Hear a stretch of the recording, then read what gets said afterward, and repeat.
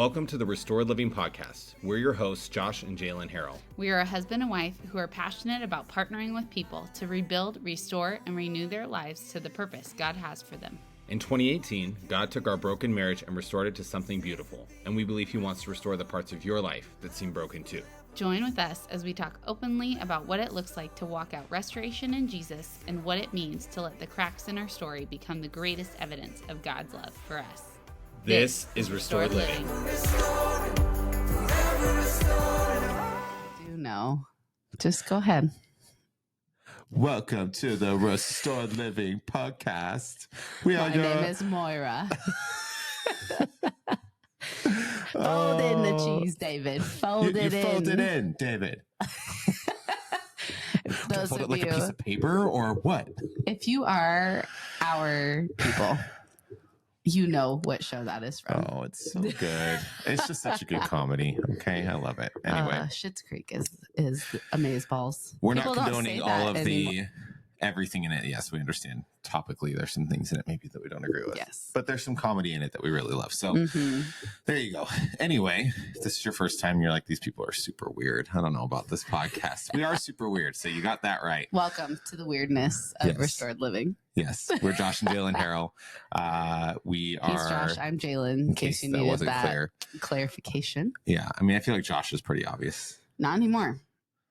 I guess Not anymore. that's true. Anyways, that's who we are, and you're getting just a real taste of us right off the bat. But It's a good day. I'm feeling good. it is a good day. We've had a great morning. We went out to breakfast with the family. Yep. We got to sleep until almost 7. Which, if you guys have 1, 2, or 3 or more kids, we have 3 boys.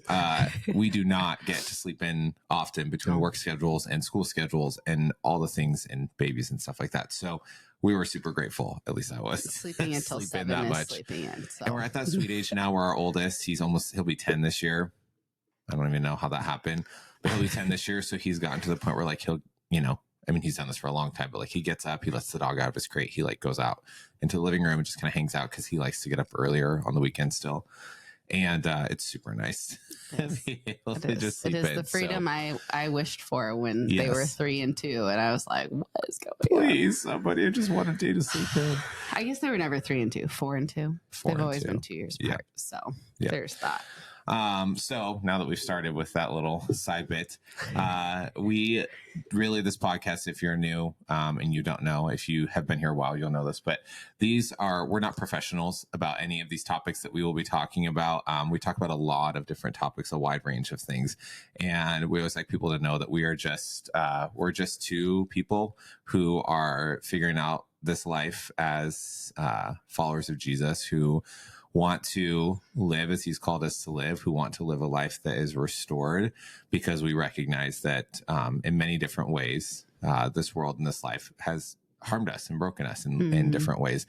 But the good news with that is that Jesus is the great restorer and he's the great healer. And so all these things that we talk about are things that we're just thinking and figuring out and working through in our own lives and our own relationships with God. We might not be professionals in the educational sense. We're not licensed, but we are professionals in life experience.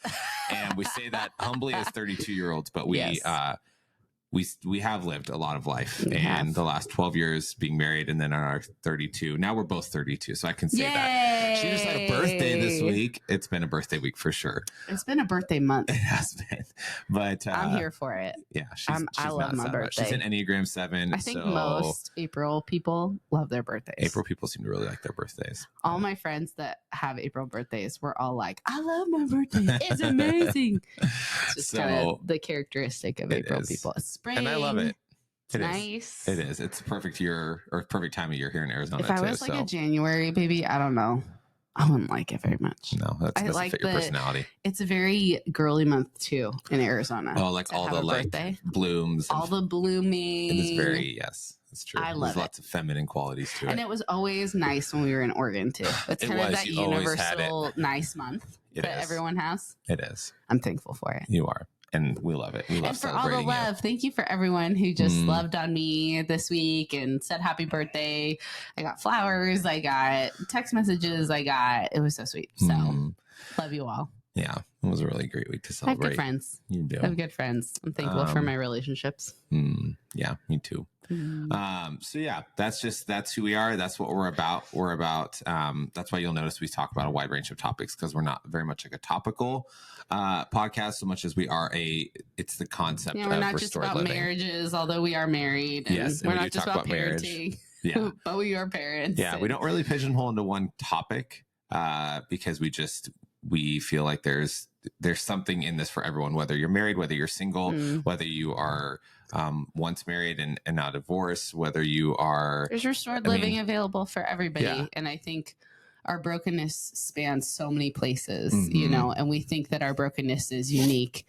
And in a way it is, but in a way it's not. And so our hope with this podcast is that you see that your brokenness isn't the only brokenness that can happen. And by shedding light on that brokenness and calling it what it is, we find freedom in that. We find restoration in that. And so God's able to use our stories. And so today, do you want to do housekeeping? I will really quick, but I'll make it okay, fast. Then I won't get into the topic yet. And then she will take us into the topic because it's going to be really good.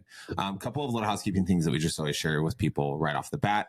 Obviously, we do this podcast just because God said he wanted us to, and so we do it out of obedience. And we also have come to really love and enjoy it. Yeah.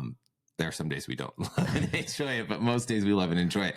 What we ask is if this podcast is helping you in any way, if it is serving you in any way, or if there's someone that you know that you feel like, man, this particular topic or just this whole concept of restore living would be really helpful for this person in my life. We just ask you to share it, right? So whether that be on social media, you can tag us at Restored Living. We'd love to connect with you. You can share it there. You can share it over text messages or whatever, or, just whoever you feel like this would help. We are on Spotify, YouTube, Apple Podcasts. So any of those modalities. The video ones are Spotify and YouTube. Yep. Come on, Apple Podcast needs to get with it. But until then, I think Apple Podcast does do video. I just don't know how to. And we'll figure it out one day. The back end of that. Yeah. But we just ask that you share it. And then if there are topics that you would like us to talk about, because we have had people send those in before, if there are certain topics that would be helpful for you, feel free to send them to us. Again, you can send them over Instagram at Restored Living. You can email them to us. It's just super simple. It's restoredlivingministries@gmail.com. It's not anything fancy. So you can just email those to us as well. You can contact us on our website at restoredliving.org/contact. Yep. And I think that is pretty much all the housekeeping. I won't go into anything else. So just a few little details. But Jay, take us into what we're going to be talking about this week. Today's topic is one that we've thought about doing for a while, I feel like. But now we're finally jumping into the deep end of the pool. And we're talking about, deep end / not deep end. I said deep end. Maybe it's not that deep. But it feels deep to me. Well, we're very much experienced, like we're walking through it right now. So this is one of those things that as we talk about it, we're not talking about it really in retrospect. We're talking about it in real time. Because it's something that the Lord is teaching us. It's something we're very much navigating and learning and growing in now. Yep. And that topic is contentedness in a world of more. So buckle up. It's going to be a fun time. This might hopefully, actually what this does is hopefully it gives you some permission and some freedom to maybe a sigh of relief, because you're not alone. You're not alone.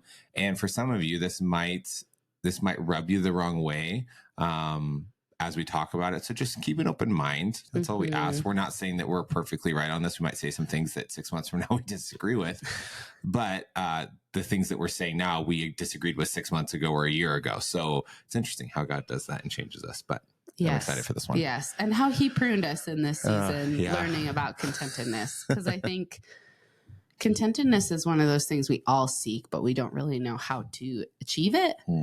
And the reality is you can't achieve contentedness. Yeah. It's actually not something you can achieve. It's something you have to accept. And so we're going to go through that, give you some practical tips today that the Lord has given us. We're just passing them along, and ways that we've been able to find freedom with less. And it's been a fun time, if I can say that. It's been hard, but I think the fruit of it has been fun. Is awesome. And what it has, what has cultivated in us has been really, really fruitful, just like I think a lot of things that we were seeking and wanting for a long time. And we were trying to find in a lot of our own ways, right? A lot of man-made ways, or a lot of again, if like going back to last week's episode, self-sufficiency, a lot of our lack of contentedness, or our desire to get to a place of contentedness, was coming from a kind of self-sufficient or self-seeking way. And one of the things that we've really learned over the last 2 years, as we have been pruned from, it's funny, we were just talking with our, we did our tax day, woohoo. Actually this year it was a woohoo for us, but normally it's a boohoo. But we were talking through our taxes, and and I'll just be super frank with you guys and honest, because why not? But like, our tax preparer was like, hey, so I noticed that this year, from like your previous taxes to these taxes, you guys made like over $100,000 a year less. I was like, yep. And he's like, I just want to make sure that was accurate. And I was like, yep. Was it planned? Absolutely not. And there's a lot of stories behind that, but it was entirely unplanned. It was not anticipated at all. And the Lord has done so much with it over the last almost 18 months, really. It was February of 2023. And so it's been really interesting to see, and this is again how God often, I do think, works in our lives, is he uses very unlikely circumstances that are often very uncomfortable in order to grow us, in order to reveal parts of our hearts or parts of our lives that we have tried to grasp onto or hold with a closed fist. And he knows in his kindness that sometimes he has to lead us into really difficult places in order for us to finally release some of our control. Yeah, it reminds me of the story of the tale of the two houses, right? So one house is built on a firm foundation and the other house is built on sand. Yeah. And it's not like it was built on a beach, y'all. But I did learn that this is actually really interesting. Do you know where I'm going with this? Please tell me. So I was listening to a sermon, and the pastor was talking about this passage with the two foundations, right? And he said one house is built on the rock and the other house is built on sand, basically. But it's not beach sand. It's actually the sand that is on the side of where a wadi comes through. Oh, interesting. Right. I like so the way we love wadis, right? You can look that up if you want to know what that is. Wadis are seasonal streams that when rain comes in or a storm happens, it is like a flash flood happens and knocks everything out. And I've been studying wadis for a few years now. And the concept of them is, I just feel like, is so biblical in the sense that there are seasons that just knock us right out and we don't see them coming. Yeah. And we thought our house was built on a solid foundation. Like what he's talking about with the sand is not a beach. It looks like it's on the rock, but it's not on the rock. Yeah. It's not on a solid foundation. And so that foundation that seems solid gets knocked out from under you really quick. And this is very similar to what happened to us. We thought the foundation that we were building was strong because if we worked hard enough, that foundation wasn't going anywhere. Well, and we had worked hard and made a lot of things happen in our own strength. And I think this is where you can simultaneously have parts of your life that are built on the rock, and you can have parts of your life that are not. Because it's not just black and white. You're either on the rock or you're off the rock, right? I think sometimes we can look at that verse and be like, well, once I know Jesus, my life is on the rock. Like, yes, you have started. It's almost like you started the process of moving your house from the sand to the rock. And really it's the Lord just like guiding us, right? But there are times that we have parts of our lives that, we think we've arrived. Like we think we've gotten to that place where we're on solid ground now. And then the Lord reveals to us through circumstances, that no, maybe that's not the case. Yeah. The things that we're building we're trying to get security, peace, joy, faithfulness. We're trying to get that good fruit from Galatians, right? Yep. And then a storm happens. The storm is the telltale sign that your foundation is solid or not. Yeah. And when the storm happened, and we've had many storms over our lifetimes, you guys have heard, some of them. Yeah. Some of them, and some are more private to us, but even in those stormy times, I get to see which part of my house is on the sand still and which part of my house is solid on the rock. Yeah. And in this season of, we were constantly seeking contentedness, right? Like we were kind of caught in this rat race of more. Yeah. You know, like the house that we were in was never good enough. The cars that we had were never good enough. Yeah. You know, we never had enough money to do the things that we wanted to do, yet we had so much. Yeah. It perplexed us, right? And maybe many of you are living in that same place where you feel like you don't have enough. Yeah. And that's a very real place to be in these days because things are expensive. Like our mortgages are more expensive than they used to be. Your rent, food is more expensive than it used to be. Everything is inflated. Yeah. Right. And so it can be, and when you see people driving in, you know, this, that, or the other car, or your family expands and you need more space, you buy into the lie that what I have isn't good enough. Yeah.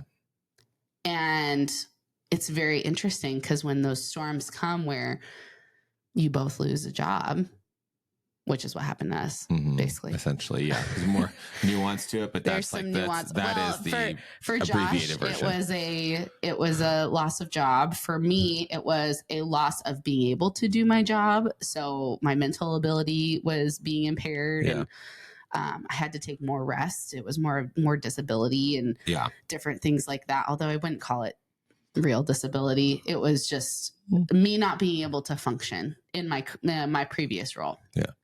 And having to take that time, which was good for my soul. I needed that. But it was a storm that took us out from under our feet to the point where we got to a place where we were way in the red. Yeah. Like our lifestyle was way outspending us. Yeah. Yeah. And I think that, you know, we had grown so accustomed, and I think a lot of you probably can relate to this, especially now. We've been having this conversation with a lot of friends on like, what does it look like especially in the millennial generation? I'll just say that. What does it look like to live on less than we've been used to? What does it look like to have maybe a smaller lifestyle than we used to? And this is where it might start to ruffle some feathers a little bit, because I think that even in our lives as followers of Jesus, we can sometimes buy into this mindset that abundance always means more. Right? And that the abundant life will translate over into our possessions, our lifestyle, right? As long as we're following Jesus and we're doing it for the kingdom, he's going to bless that. And by bless that, we mean he's going to give us more money, more followers, more possessions, more experiences, a bigger life, as long as we just keep him at the center of it. And sometimes he may do that. And from more often than not, what I see, he does not do that. He gives us more in other ways that we don't anticipate. Yeah. And we tend to, I think we tend to have the mindset that enough is somewhere out there. Enough is down the road. When, you know, I'll have enough when fill in the blank, when I get that promotion, when we get a bigger house because it feels too crammed right now, when we can finally upgrade our car, when we can go on vacation, when we can, you know, X, Y, and Z. You can fill it in with whatever the thing is, right? Like and this isn't just financial. This is just life too. Well, you know, things will be less stressful when all of our kids are in school, or the kids are out of the house, or when, you know, we're retired, or like you can fill it in with a lot of different things. And so contentedness doesn't just have to do with your money. It has to do with your time and your whole life. And for us, we just realized that we had reached this place where we were so committed to a certain way of living that we just couldn't keep up with anymore. And so it really forced us to look at things almost like putting the mirror on ourselves of being like, what are we doing here? You know, like, what are we choosing a certain lifestyle over contentedness? Are we chasing more, thinking that we'll be content at some point? Well, I feel like a lot of it has to do with where you spend most of your time, future, present, past, right? So when you spend most of your time in the future, and I'm futuristic is my number one strength, right? So I can kind of twist it to be like, well, I'm a visionary and that's how I operate. And yeah, we have characteristics of God that help us to be visionary and help us to, but if we don't realize that the way we are is because of him, we will get caught up in fantasy of the future is what is going to bring me comfort or bring me joy, kindness, peace, goodness, faithfulness, self-control, right? Like when I have X amount of money, I will feel secure. And sometimes we think about the past and we let the past scare us because of what has happened. Like my parents didn't have anything, so I'm going to have everything. Yeah. That will bring me security. And a lot of the times the past stories that we have when our past trauma informs us to try and create our future, that is where we can get sidetracked too, because our brain remembers a different story than maybe reality was. Well, yeah, because to try and keep us safe. And so just hear this, even if some of that kind of resonate with you and you find yourself in that place where it's like, oh yeah, I did grow up like in poverty, or I grew up with just very little, or whatever it is. And now you find yourself striving and maybe you've achieved that. Like you have a lot, you can provide for your kids to do all the things you never got to do, but you're finding yourself feeling kind of empty, or maybe for a while it felt good, or it doesn't feel like enough. Yeah.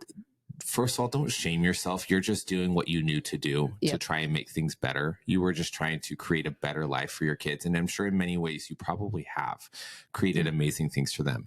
And it's important to listen to that emptiness that you're feeling, because that is telling you something. That is the Lord saying, hey, I know this has kept you safe for a long time. This has, this has allowed you to survive the experiences you grew up in. But I do have something better for you if you're willing to listen.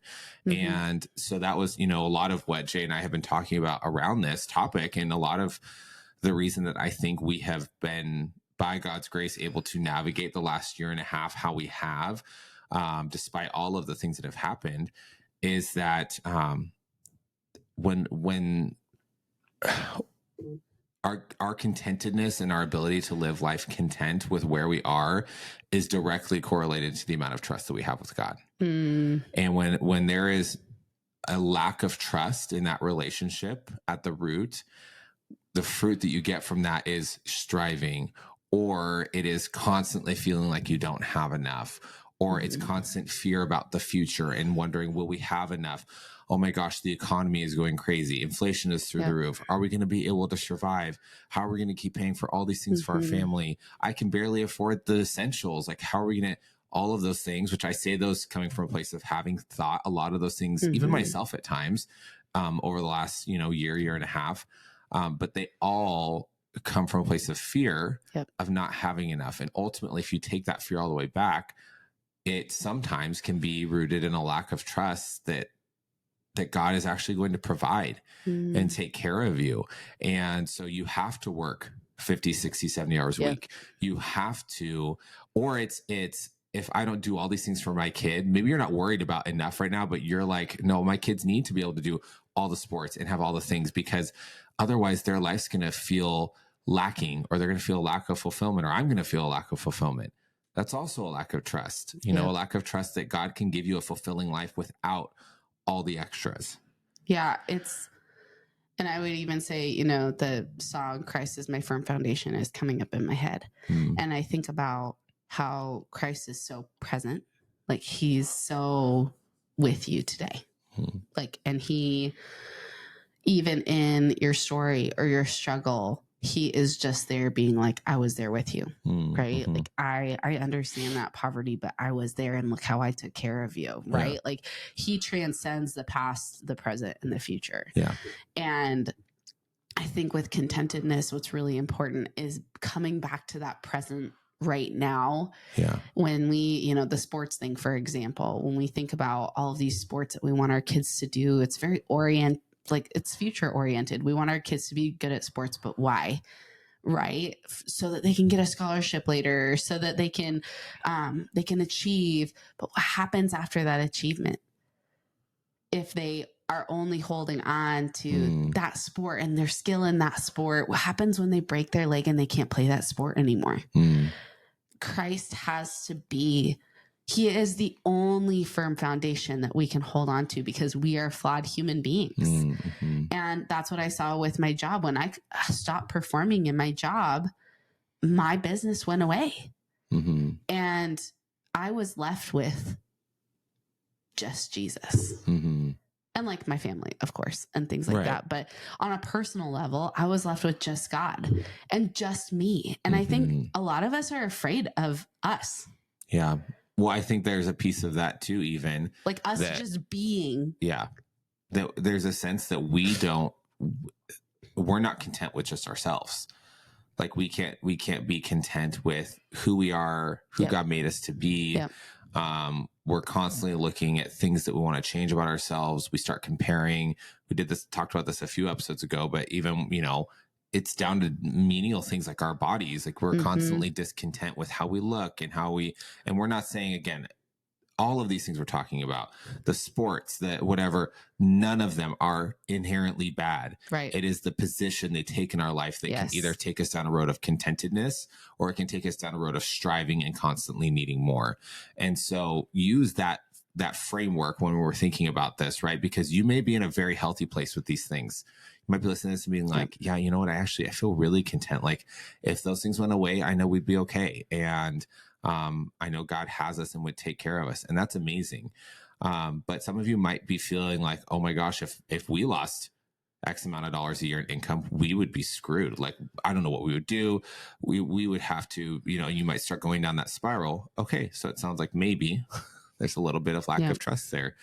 And so it's just, guys, we come by it so naturally, because I'm even looking at my computer right now and it said, we live in an upgrade culture. Everything is constantly being upgraded, especially with technology. My computer is saying I have to read you the thing underneath because it's like so clever. It's going right along with what we're talking. Discover new ways to personalize your Mac, elevate your video calls, and get more done. The timing of that is impeccable. It is, isn't it? But that's the lie that we're believing. And we hear things like that too. I think even again within the church, we have to really be cautious, because we'll hear things like elevate your life, upgrade your faith, all these different things that, okay, proceed with caution when it comes to, when it comes to things like that, regardless of where you're hearing it. Going back to foundations, who is elevating your life? Who is upgrading your faith? Yeah.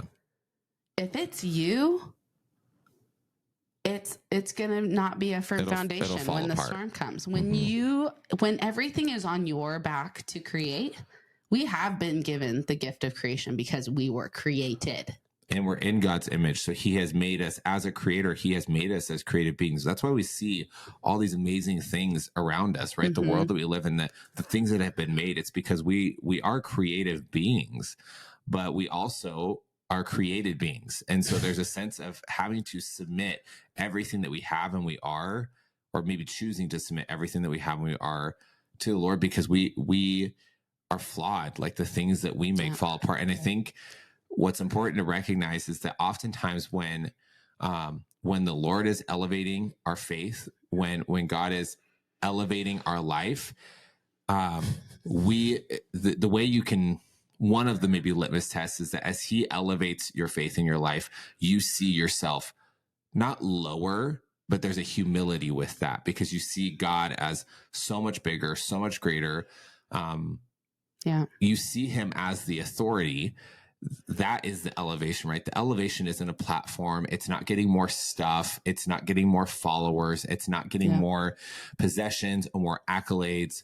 Again, none of those in and of themselves are inherently bad.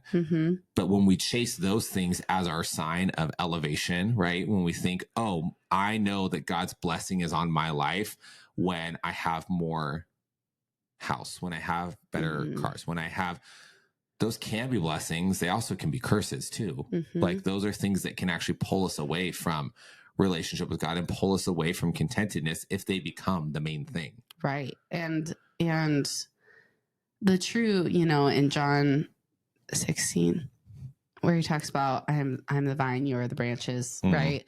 True elevation comes from being connected to the vine, because he is in an elevation of his own that no man can achieve. John 15, real John close. 15. Thank impressive. you. I was so close. You were. I knew it was a teen. But I think many times we try and build towers, and God is like, that's not where I am. That's not where I am. I'm rooted. Yep. I'm rooted, and I want you to be Jesus connected goes deep, to. not high. Oh, say it again. Well, you think about it in Scripture, the Tower of Babel. No, right? yeah, As they built it, like they're like, the higher we build it, the closer we are to God. And he's like, no. I've called you to be oaks of righteousness. I want your roots to go deep. Just keep talking, Joshua Harrell. I just think a contented, rich life is filled by things unseen. It is not found in things seen. And so that is why you can see people who have so little by worldly standards. No one knows their name. They have no accolades. They have no education. They have no possessions. And yet they are content. They are joyful. They are peaceful because they have nothing but him. Like they have nothing but him to draw on for life, for joy, for peace. It is all. And so the roots are so deep that that is where that unshakenness comes from. And when they get elevated, they don't want it. Yeah. They don't want the elevation that man gives them. Yeah. They want the rootedness of their life. And I think practically as a family, we're losing the rootedness of our family. Yeah. Right. Like in personal ways. I mean, these days I was just talking to a bunch of stay-at-home moms that it's almost impossible for there to be a stay-at-home mom if you want to live a certain lifestyle. I was just talking with my friend about that too. I think everybody is feeling that right now. Yet our heart's desire is to nurture and care for our kids and to enjoy them and to, but then the world calls and says, hey, you need this, or you need to give them all these experiences. And what we've seen over the last, I would even say like 6 months of literally having to say no to everything out of necessity. Yeah. Our family's so happy. They were mad at first. Like, why can't we go out to eat all the time? And why can't we do this? And why can't we do that? And there's still times that the conversation is hard. Totally. Because the reality is because the world they're growing up in a world. Yeah. Right. They're growing up in a world where there's limitless money and their friends are seemingly limitless money, and their friends get to do this. So why can't they? And sometimes I say that, like, well, our friends get to do these things. I want to do that. And I'm a 32-year-old man. So, how much more it's not going to be easy with kids when it comes to teaching them to live a more simple life. But I tell you what, there is, like, our kids have this issue. I'm going to talk about our kids for a second. And this is kind of the world that we live in, right? Where like things are old hat and they get old really quick. And so our kids have video game systems. Already I'm like, you guys have so much. But to them, it never feels like enough. Yeah. Right. And they'll buy these like $1, $2 games. Yeah. And they're done with them in like a day. If that. Yeah. Whereas maybe they'll get like a $60 game, a more expensive game, and they'll invest in that, and it'll take them a few days to play, but they're so quick to be done with it. And that visual reminded me of the fact that if we just they have this library of games, yet they still ask for new. Yeah. And all the games they have are fun. And that is 100% a learned behavior, right? That we full well know they've learned from us, because that is very much how we used to live and sometimes still do, but are starting to learn how to live different than that. And I want to read this verse because we were talking earlier, right? Like, we always want to bring this back to, what does God say about these things? Because about contentedness. Yeah. What does he say about contentedness? What does he say about kind of the things of this world, the things of this life that we often chase after. And this is a verse probably many of you, if you've been in church, have heard, but it's Matthew 6:19. It says, "Do not lay up for yourselves treasures on earth where moth and rust destroy and where thieves break in and steal. But lay up for yourself treasures in heaven where neither moth nor rust destroys and where thieves do not break in and steal. For where your treasure is, there your heart will be also." And it goes on. Well, we'll just read the rest. Why not? "The eye is the lamp of the body. So if your eye is healthy, your whole body will be full of light. But if your eye is bad, your whole body will be full of darkness. If then the light in you is darkness, how great is the darkness? No one can serve two masters, for either he will hate the one and love the other, or he will be devoted to the one and despise the other. You cannot serve God and money." Just right there. And I think a lot of us would say, "Well, I don't serve money." No, like, I love Jesus. It doesn't say that you're not loving, although it does say that you can't serve both and you'll hate one and love the other. But I do think that there is something to, if a lot of our life and our time and our efforts revolve around getting more money, or what we do with how we use our money to get ourselves more things, we have to honestly ask ourselves, like, am I serving God right now, or am I serving money? And that's not a shameful question. That's just an honest question. Because like, where is your time being spent? You know, like, you hear this in the entrepreneurial world all the time. Like, your time. Yeah. Show me your calendar and I'll show you what's important to you. Yeah. And I think many of us we don't realize that this is a falsity that we have, but we're saying that we're achieving at our job because it's for our family. Yeah. But in the meantime, while you're trying to achieve said goal, you aren't taking the time to sit with your kids on the couch and do nothing. Yeah. In fact, many of us don't know how to rest at all. And so when it comes to setting boundaries, even on our phones or with our friends, we feel like we're limitless beings because just like that little upgrade reminder tells us, we can get more done. Yeah. It's that false sense of, like, I can transcend time when we can't. Which is a pride. Totally. 100%. Again, you'll hear us often say, at the root of most of the dysfunctions or disordered things in our lives, pride is often somewhere in the mix. It may not be the main thing, but it's often there, because anytime that we think we know better than God does in any part of our life, it's pride. Yep. It was pride that made Satan fall. It is pride that makes us fall more often than not. And so what I love about this, and the other thing I think this passage reminds us, and this is, again, Jesus teaching, right? So this is, when you look in the Bible, if it's in red, it's Jesus. So this is part of the Sermon on the Mount. But the reality that every possession that you have had and will have is not going with you anywhere, and is completely disposable and susceptible. So I just imagine every time that, this is a great example, every time we clean our kids' toy room and we go through gosh, at least 2 garbage bags full of what once were brand new toys. And we donate what we can, but these are literally just like broken pieces of useless crap that end up in there. And we do the same thing. How many iPhones have you had? How many cars have you had? How many computers and iPads have you had?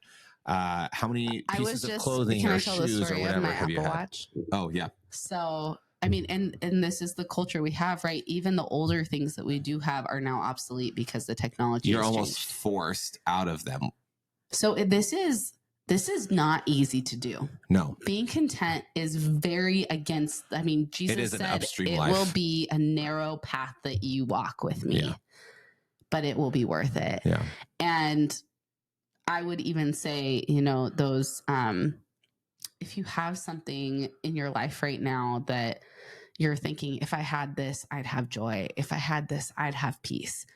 If I had this, I could relax. Yeah. That very thing is the idol that you need to lay on the ground. Yeah. And put it at the altar. And say, but even if I didn't get it, would I still be okay? Would I survive? Yeah. Because it is in those things that we're like, when I have this, many times we're frustrated because God's not answering our prayer, but he knows if I answer yes to that the way that you want me to, it's going to take over your life. Yeah, it'll ruin you. It's already taking over your life, and I have to prune it from you. Yeah.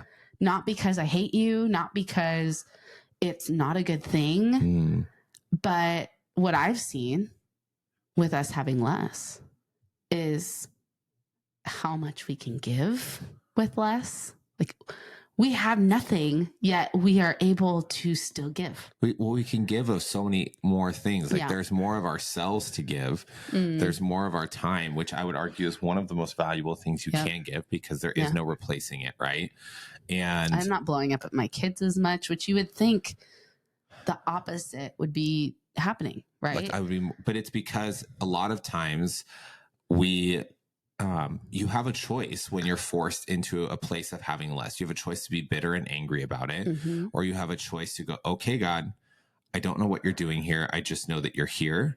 You haven't left me just because my situation now looks different. And I want you to hear that. If you're in a place right now where your life looks very different from what you expected, what you once had, you do not have anymore, and you're kind of scrambling a little bit, I just want you to know God wasn't one of the things that left you.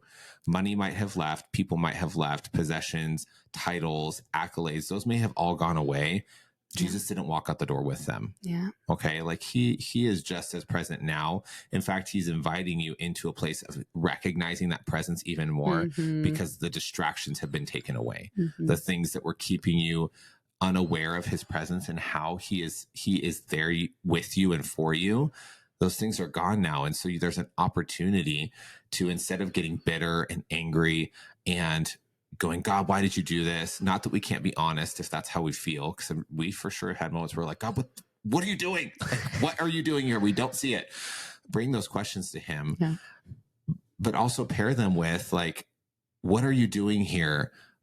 But I know that you're here, and I want to see what it is, and I'm open, right? Choosing to have a position of like, and a posture of open hands, open heart, open mind, to say, God, I just want to see what you're doing. I want more of you. Like, I want more of you. Cause that's the beauty of contentedness, you guys, is that in any season, in any circumstance, no matter how little you have by the world's standards, you have the riches of heaven in Jesus. You have all of heaven's abundance in him, and, like, just literally in him. And that's not even, there's so much I want to say about that.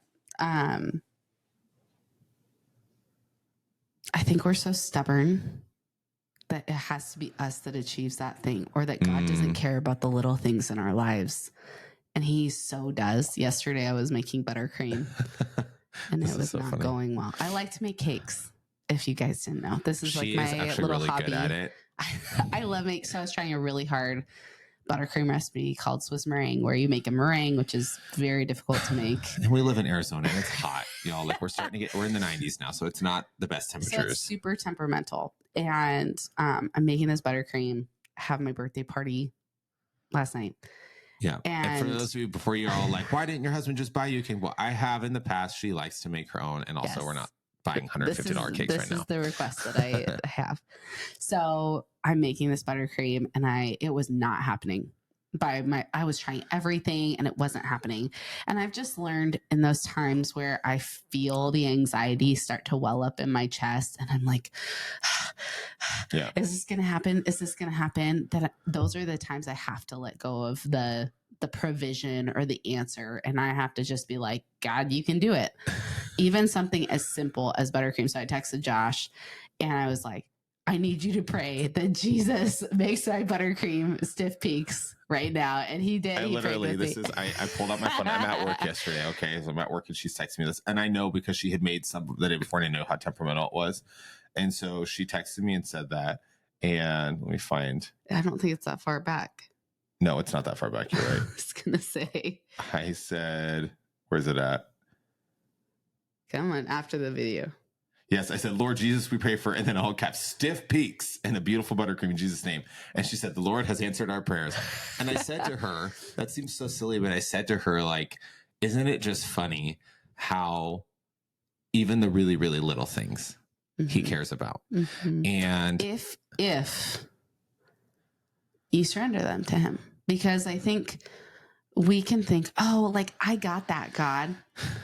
And he's like, okay. Just ask me for something as simple as that. If you don't, and this is where abundance comes in. I just want to be very clear about this. Yeah. Like, God will do more than you ask or imagine, but you have to ask him for it. Yeah. And not even in the big grandiose way, because I do think sometimes, but like God wants to meet our very practical needs right here in the present, because he wants you to know he is your firm foundation. He is the one that provides security. He is the one that provides peace and joy and kindness. He is the one looking out for your kids. He is the one that you can trust, like Josh said earlier, right? And we have to start with the little things. I talk to my kids about this all the time. Like, it's the little things. If we do the little things well now, you'll be more prepared for the big things. And God feels the same way. Yeah. When we give our little prayers for a parking spot or to find something in our house, and we are saying, God, I can't do this anymore. Yeah. I can't find this item. I need you. And when we go to him first like that, instead of running ourselves crazy, thinking about, I mean, that's the worst, right? And that's exactly when you're trying to find something in your house and you've looked everywhere and then you're like, Lord Jesus, help me find it. And you find it so quick. And you're like, why did I waste all that time? Yeah. But I think that is the picture right there, right? When we live in this place of constantly needing more, we are like a person running around our house looking for our lost keys. Getting angry with the kids, getting short with our spouse, flipping over tables and every pillow, trying to find these things, right? We're just so frantic. And maybe you feel that right now. Maybe you feel the sense of just like frantic energy in your body every day. Maybe you're waking up and you wake up just wired. You're like thinking of all the things you've got to do right off the bat. Like, friend, that's not how God made this life to be. He didn't make you to have to live that way. And there's a reason that you do. And rather than beating yourself up for it or just playing into it, get a little bit curious about that. Because then I think what's so cool is when you talked about abundance, like we think that abundance is when God answers these really big, lavish prayers, right? And sometimes they are. When God answers a huge prayer, when he cures an incurable illness, when he provides above and beyond financially, oh my gosh, like how huge is that? Because no one could do it but him, right? But I think sometimes, go ahead. Well, I was going to say, and maybe this is what you were thinking. I think the greater abundance is having a God who cares about the really small things. Like the fact that God is so big that he can do all those big things, but that he would also like make your buttercream frosting work out for your birthday because he knew it was important to you, or that he would help you find those lost keys, or that he would help you get a close parking spot when you're running late to drop the kids off at school. Or like that he multiplies our time sometimes. Yeah. Like literally we've had days where we were like, how in the world did we accomplish so much in one day?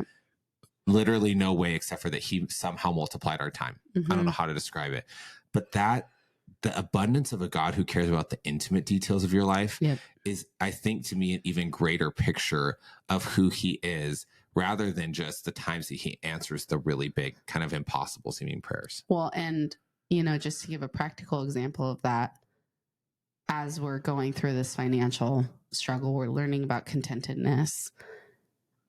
We were very surrendered in this process, and to see how God provided, like there was 1 week where our cars broke down, and it was Arizona. All the things. It was it's the AC. Arizona. So my car, the AC wasn't working when we were sitting idle, and we sit idle a lot.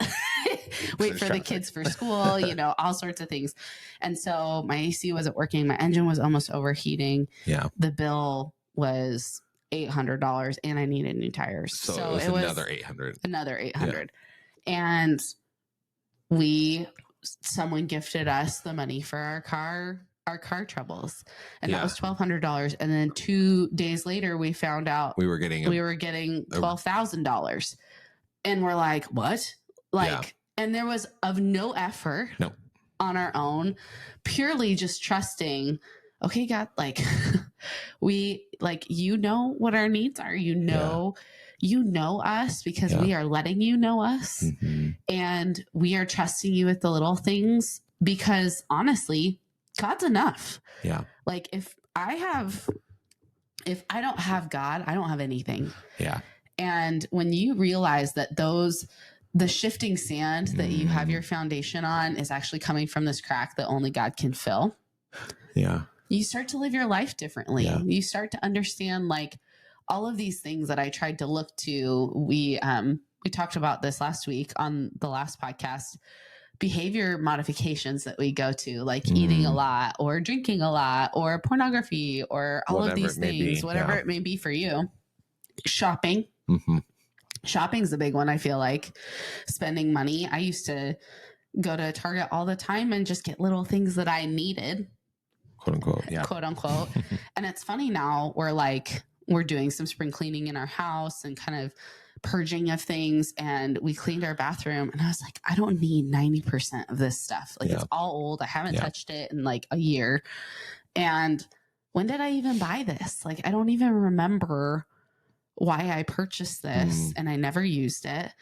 And what else could that have been used for? Yeah. Like, did I really need to say yes to that? Or was I buying that thing because I thought it would fill something in me, fill a need, right, that only God could fill. Yeah. Right. And so we have to ask ourselves practically, like, are we buying all of these things at the store for our kids to have a better life? And how can we, instead of those things bringing us a better life, how can we let God bring us a better life? You know, I found this with my almost 2-year-old now. I can't believe he's almost 2. I know. Crazy. Toddlers. The one thing you need to know about toddlers. And I work in a childcare right now and like a gym childcare. So I get to play with babies. It's fun. And I was in the toddler area the other day, and toddlers are tough because they can't talk yet. They have a lot of needs, but they don't have as many needs as a baby. They're kind of more self-sufficient. But one thing I've learned about toddlers is they just want you to look at them. Like, they will be content all day long if you look at them. Yeah. And if you play with them and if you do things with them, if you're just present with them. And so many times I will actually, like, there's this shape game. Yeah. And where you put the shapes in the holes based on their shape, right? And then you have to take the top off and they do it again. I mean, we will play that game for hours. Yeah. And the kids are so content.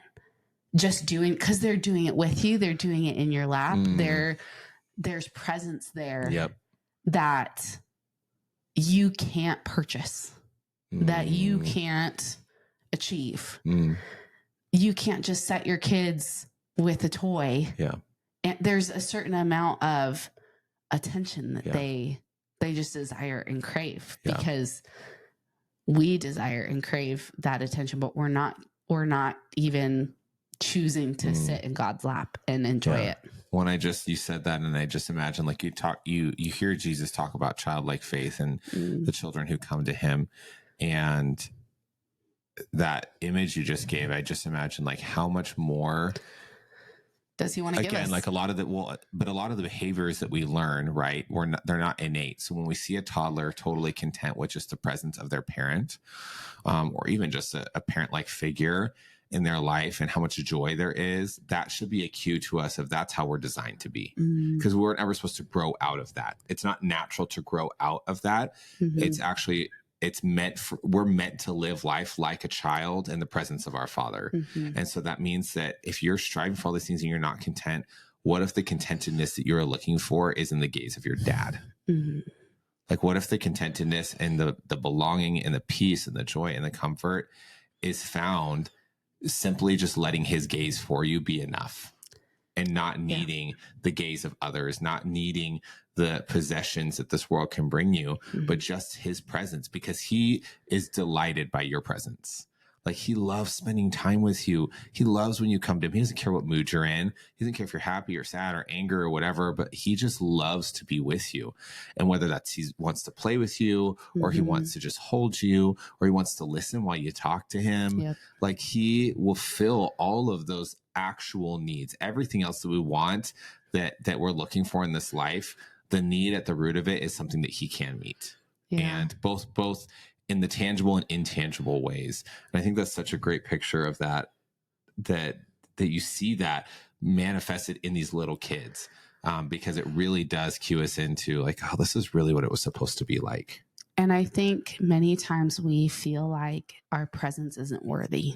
You know, like, especially with kids, you know, like, I feel like it is so worth my time to play peekaboo for hours with my kid for the laugh that it gets. Yep. But many times we believe what the world says, that our presence is needed elsewhere. And that is a lie from the enemy. He tries to distract us from what's really important, so that social media takes most of our time, and relationships with people who will never be connected to us the way that the people under our roof are. We miss out on conversations and life that we're able to. Gosh, our oldest son is so funny right now. Oh, he's hilarious. But we would not know if we were in our phones all the time. Yeah. And we used to be. There was a time that we were, and I know there's things, I mean, I think about that. There's things that we missed out on for sure. Where we would bring iPads to meals so that we could have a conversation, the two of us, instead of having conversations with our kids. Yeah. And it's a very easy shift to make, because we want our kids to behave, and they behave with an iPad or what have you. But in that, they're learning that there's not space for them places. Yeah. Or that they can't just be content with here, that they need something in order to soothe them or make them content. And the reality is, again, what do you do when these things go away? When all the things that make you feel even just a little bit of a sense of contentedness or give you a sense of comfort or whatever it may be, what happens when those things go away? And we have 3-year-old temper tantrums is what happens. Yeah, as adults. As 30, you may be a 45-year-old man or woman having a 3-year-old temper tantrum because of the situation that you're in right now. And that's not to throw any shame. That's just to say, like, well, yeah, you have a little kid heart that has been deceived into thinking that somehow the possessions you have or the accolades you have or the achievements that you have are somehow going to make you feel some sense of belonging and some sense of enoughness. And reality is, when they're taken away, we very quickly see that they don't. And God is a good father. He lets us throw our temper tantrums, and he just stays there with us in it. Yeah. I remember when I learned the concept of time in with my son, because he would blow up. Yeah, he had this like year of life where he would just have these, when I tell you, like 20 to 30 minutes of just straight up screaming and there was no getting through to him. And I was like, time out. I need a break from you. And I learned about time ins and the fact that your body presence actually can calm your child down if you are calm. But I couldn't be calm a lot of times in those moments. Yeah. And so I think that concept can really apply to contentedness as we wrap this up, right? Like, when you feel like you are trying to grasp at every straw and at everything to keep your life together, and you just can't, just know that God is right there when you're ready to look at him. When you're truly ready to get up in his lap and just, sometimes it's just crying on his shoulder, or sometimes it's just like, I had all of this and I have nothing now. Yeah. What do I have, Lord? Tell me what I have. Yeah.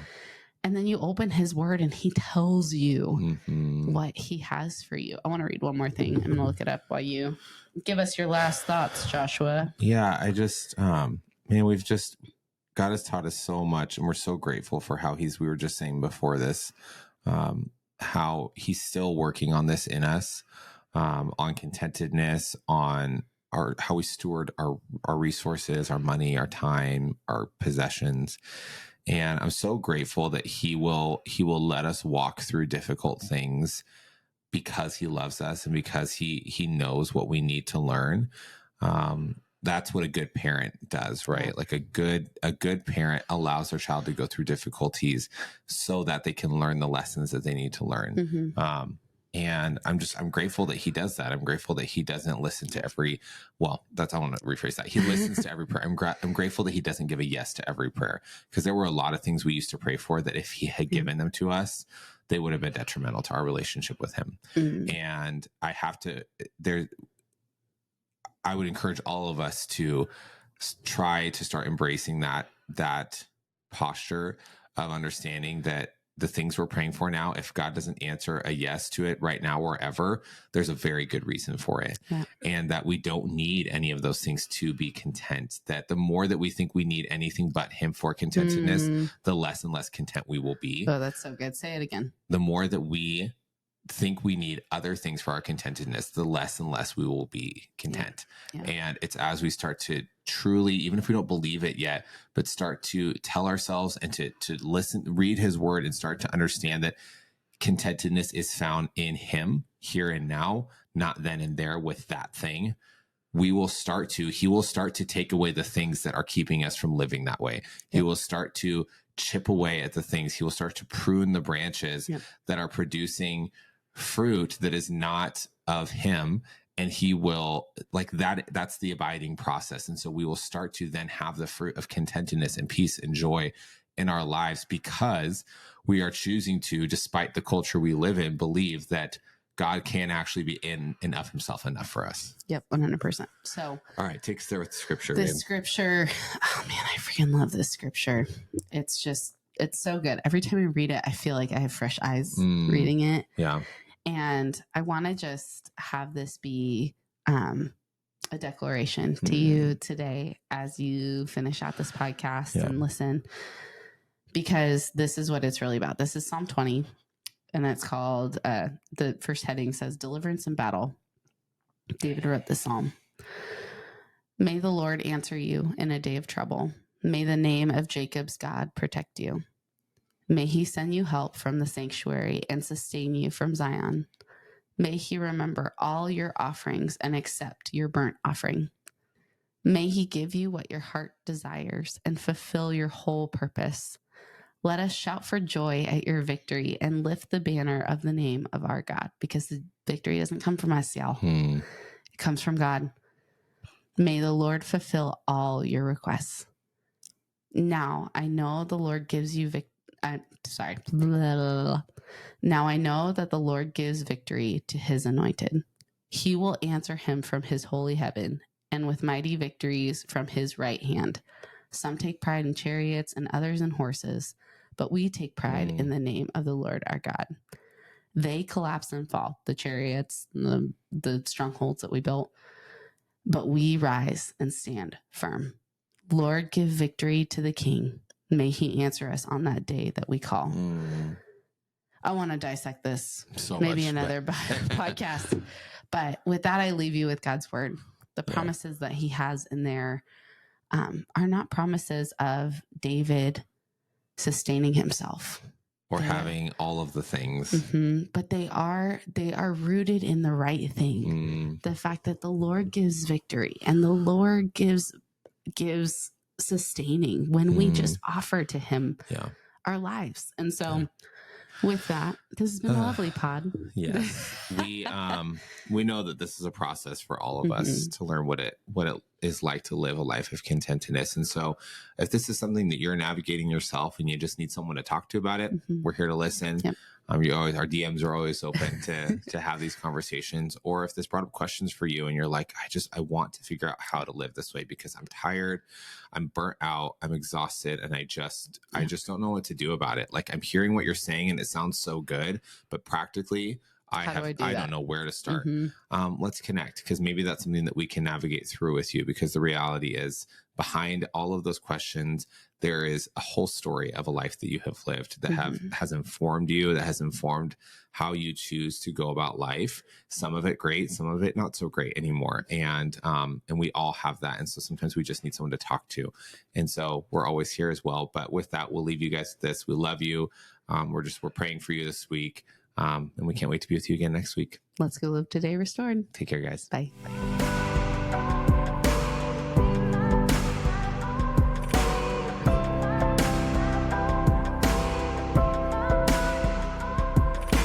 Head so heavy on the pillowcase, eyes staring out the window pane. The harder that I